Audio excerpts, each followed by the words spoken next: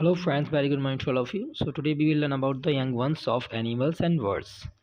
So here we go. First one is lion or tiger. Lion or tiger. The baby is called cub. Horse baby is called colt. Stag, fawn.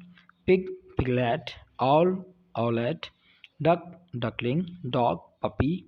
Frog, tadpole. So जो ये कुछ जानवर को Okay, so next one is as means foal, bull, calf, bird, nestling, bear, cub, cow, calf, cat, kitten, deer, fawn, fowl, chicken, fox cub, wolf cub, goat, kid, goose, gosling, gosling, hen, chicken.